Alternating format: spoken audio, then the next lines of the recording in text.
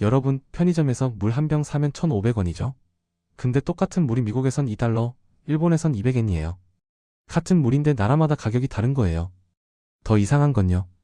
어제까지만 해도 1달러가 1,400원이었는데 오늘은 갑자기 1,450원이에요. 돈의 가치가 하루 만에 바뀐 거죠. 도대체 무슨 일이 벌어지고 있는 걸까요? 오늘 여러분께 불편한 진실 하나 말씀드릴게요. 여러분 통장에 있는 그 돈, 그 가치가 고정된 게 아니에요. 매일매일 변하고 있어요. 나라마다 돈의 가치가 다른 이유를 모르면 여러분의 자산은 조용히 증발할 수 있습니다. 영상 보시기 전에 구독, 좋아요 눌러주세요. 첫 번째 경제 규모입니다. 쉽게 설명해 드릴게요. 동네에 빵집 2개가 있어요. A 빵집은 하루에 빵을 100개 만들어요. B 빵집은 10개만 만들어요. 어느 빵집이 더 안정적일까요? 당연히 어죠. 라도 똑같아요. 미국 GDP는 25조 달러, 한국은 1.7조 달러예요. 크기가 10배 이상 차이 나요. 삼성전자가 갑자기 망한다고 해봅시다.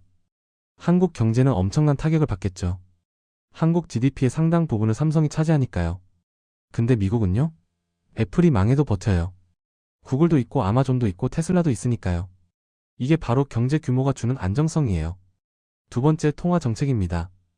돈을 얼마나 찍어내느냐의 문제예요. 게임 아이템 생각해보세요.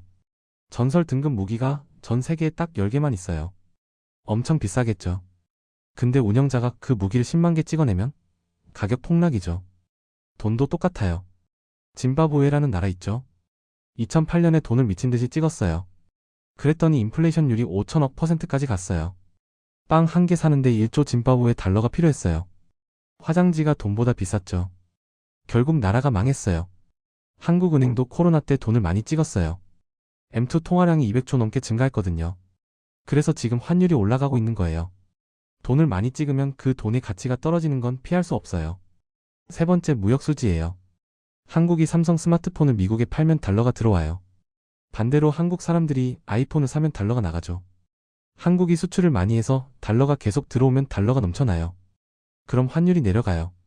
반대로 수입을 많이 하면 달러가 부족해서 환율이 올라가고요. 한국은 원래 수출 강국이었어요. 반도체, 자동차로 달러를 엄청 벌어왔거든요.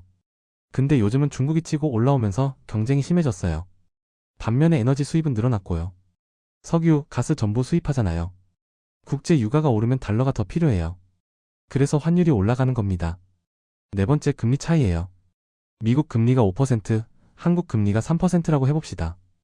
여러분이 투자자라면 어디에 돈을 넣겠어요? 당연히 미국이죠. 더 많은 이자를 주니까요. 미국 연준이 금리를 올리면 전 세계 투자자들이 달러를 사서 미국에 투자하려고 해요. 달러 수요가 늘어나니까 달러 가격이 올라가요. 환율이 뛰는 거죠. 지금 상황이 딱 그래요. 미국은 인플레이션 잡으려고 금리를 높게 유지하고 한국은 경기 부양하려고 금리를 낮추고 싶어 해요. 이 차이가 벌어질수록 환율은 올라갈 수밖에 없어요. 다섯 번째 정치적 안정성이에요. 돈을 가진 사람들은 안전을 원하거든요. 나라가 정치적으로 불안하면 투자자들이 도망가요. 터키를 볼까요? 대통령이 중앙은행 총재를 자기 마음대로 갈아치우고 경제 정책도 제멋대로 해요. 투자자들이 믿을 수가 없죠. 결과가 어떻게 됐냐면요. 터키 리라화 가치가 10년 만에 90% 폭락했어요. 돈이 휴지가 된 거죠. 반대로 스위스는요? 정치가 안정적이고 법치가 확실하고 중립국이라서 전쟁 위험도 없어요. 그래서 위기가 올 때마다 사람들이 스위스 프랑으로 도망가요. 한국은 다행히 안정적인 편이에요. 하지만 북한 리스크가 있죠. 가끔 북한이 미사일 쏘면 환율이 튀어요. 여섯 번째 외환 보유고예요. 나라가 갖고 있는 외화 저축이죠. 위기가 왔을 때 버틸 수 있는 힘이에요. 1997년 IMF 때 한국의 외환 보유고가 바닥났어요. 달러가 없으니까 빚을 못 갚았죠. 결국 IMF한테 손 벌릴 수밖에 없었어요. 그 이후로 한국은 외환 보유고를 엄청 쌓았어요. 지금 약 4,200억 달러예요. 세계 9위 수준이에요. 이게 있으니까 환율이 급등해도 한국은행이 달러를 풀어서 안정시킬 수 있는 거예요. 스리랑카는 2022년에 외환 보유고가 바닥났어요. 그러자 화폐 가치 폭락, 물가 폭등, 국가 부도. 나라가 망한 거예요. 사람들이 거리로 나와서 시위하고 대통령이 도망갔어요. 일곱 번째 국가 부채예요. 미국 국가 부채는 34조 달러, GDP의 120%예요.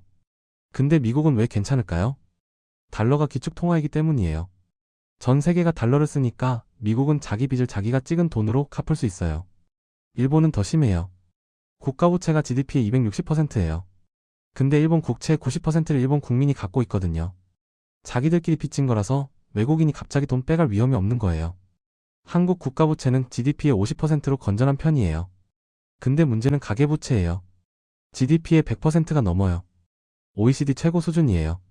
집값이 너무 올라서 다들 대출받아서 집 샀거든요. 금리가 계속 오르면 사람들이 대출 이자 못 갚아요. 은행이 부실해지고 경제가 흔들리죠. 8번째 심리와 기대예요. 이게 제일 무서워요. 뉴스에서 매일 한국 경제 위기다, 환율 폭등한다, 이런 얘기만 나오면 사람들이 불안해서 달러를 사려고 해요. 달러 사는 사람이 많아지니까 환율이 진짜로 올라가요.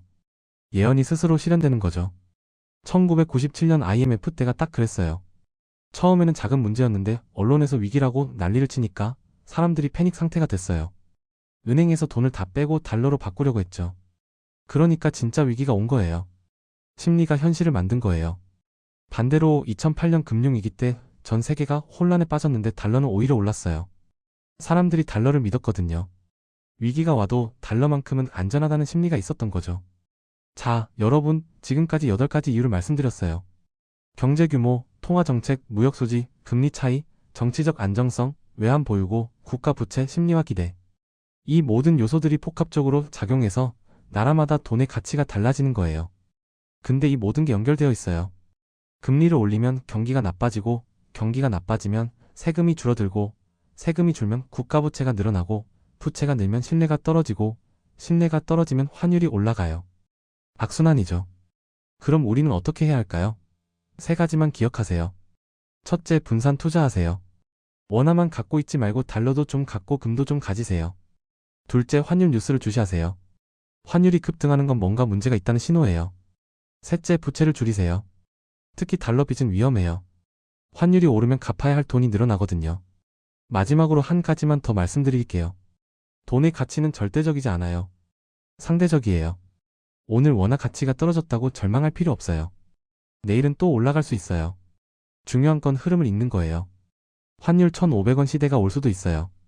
아닐 수도 있고요. 근데 한 가지는 확실해요. 준비한 사람은 살아남고 준비 안 한 사람은 힘들어진다는 거예요. 지금 이 영상 보신 여러분은 이미 한 발 앞서 나간 거예요. 오늘 퇴근하시면 딱 3가지만 하세요. 첫째, 내 자산 구성 점검하세요.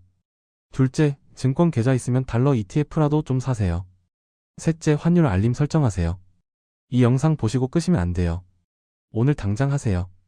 지금 바로요. 그러다가 환율이 폭등하면 그때는 늦어요. 그때 가서 후회하지 마시고 지금 하세요. 돈의 가치는 매일 변합니다.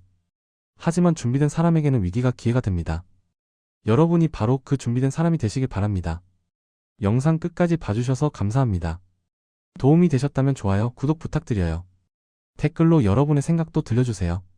다음에 또 유익한 내용으로 찾아올게요. 감사합니다.